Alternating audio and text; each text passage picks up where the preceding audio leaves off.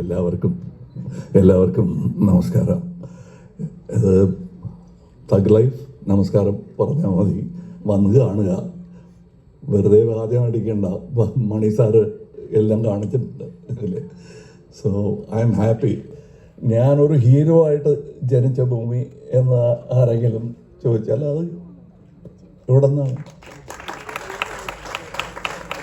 So ഇത് സ്വന്തം വീട്ടിൽ ഞാൻ തിരിച്ചു വരികയാണെന്നുള്ളതാണ് എൻ്റെ ധാരണ. എപ്പോൾ വന്നാലും. കമൽ സാർ ഇവിടെ ഓക്കെ. വീണ്ടും ഒരിക്കൽ കൂടി താങ്ക് യു പറയാണ്. ഒരുപടി നല്ല സിനിമകളുമായിട്ട് മലയാളത്തിലെ ഓഡിയൻസിനെ ഇങ്ങനെ നേരിട്ട് കാണാൻ വരുന്നതിന് താങ്ക് യു സോ മച്ച്. ഞങ്ങളുടെ മലയാളികളുടെ സ്വകാര്യ അഹങ്കാരമായ ലാലേട്ടൻ്റെ പിറന്നാളാണിന്ന്. നിങ്ങൾ തമ്മിൽ ഒരു ഫ്രണ്ട്ഷിപ്പിൻ്റെ ഓറയുണ്ടെന്നറിയാം. ലാലേട്ടന് വേണ്ടിയിട്ട് 2 വാക്കുകൾ പറയും.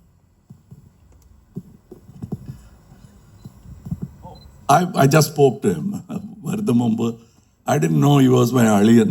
I was very happy to call him Aliya. I thought he was my so I told him Aliyanaye പോയല്ലോ, വളരെ സന്തോഷം. So I just spoke to him and I wished him happy birthday. Yes. Next one. Sir, ഞങ്ങളുടെ ജോജു ചേട്ടനെ അങ്ങോട്ട് എടുത്തിരിക്കുകയാണ് ഈ സിനിമയിലൂടെ. തിരിച്ച് ഞങ്ങൾക്ക് എന്നും വേണം കേരളത്തിലേക്ക്. അതിനോടൊപ്പം സംശയമാണ്, കുറച്ച് സംശയമുണ്ട്. തിരിച്ച് കൊടുക്കില്ല. ഞങ്ങൾ അങ്ങനെ കുറെ പേരെ അങ്ങനെ പിടിച്ചു വെച്ചിട്ടുണ്ട്. നാഗേഷ് തിരിച്ച് കർണാടക പോകാൻ കഴിയില്ല. സർവജാദേവി ഞങ്ങളുടെ ആളാണ്. ഇപ്പോൾ ജോജുവും അങ്ങനെ ആയിപ്പോവും. ദറ്റ് ഇസ് മൈ ഭാവിയിൽ അങ്ങനെ ആവും.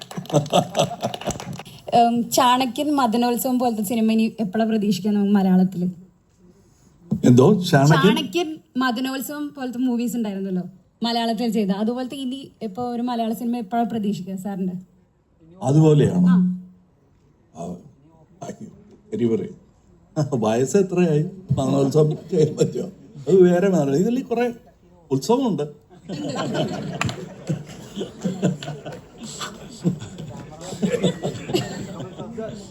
ഞാൻ അത് മുമ്പ് കേട്ടിട്ടുള്ളൊരു കാര്യമാണ്. എന്തെങ്കിലും തെറ്റുണ്ടെങ്കിൽ എന്നോട് ക്ഷമിക്കണം.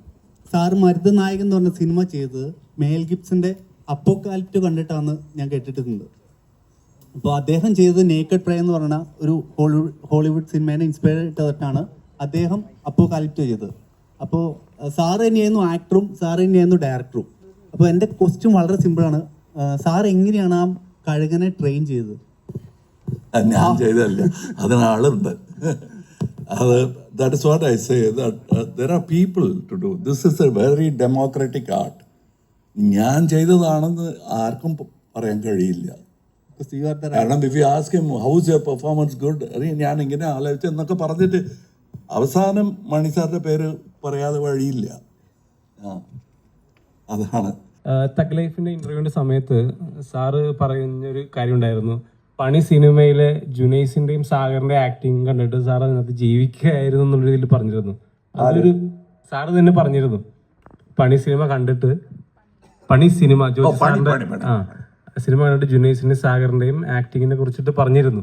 അപ്പൊ മലയാള സിനിമയിലെ പുതുമുഖ നടന്മാരെ കുറിച്ചിട്ടും അതുപോലെ ആക്ടേഴ്സിനെ കുറിച്ചിട്ടും ടെക്നീഷ്യന്മാരെ കുറിച്ചിട്ടും സാറിന് എന്താണ് പറയാനുള്ളത്? Let me tell you, don't publicize it too much because people will get jealous. 60% of cinematographers in Indian cinema, might be 50, but 60 is my estimation, are Malayalis. And there are more coming. And Kerala is preparing to produce more. I want to be part of that revolution. I want to be there to see it at least, not use it. This is not a Uber. We are building a highway. So that I will want to see. I'll talk to your government, our government, and I'll ask them, give my ideas. They think it is good. We will meet in a lab that will become international.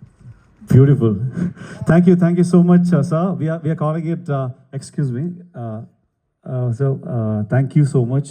എനിക്കത് ഓരോ ക്വസ്റ്റ്യനും ഉള്ള സാറിൻ്റെ ഓരോ മറുപടി it's like അത് തന്നെ ഡാറ്റാബേസിൽ സ്റ്റോർ ചെയ്ത് വെക്കാം. Every single answer, reply to your questions is like, I mean, very nice, very solid. A huge round of applause for one and only Kamal Hassan sir.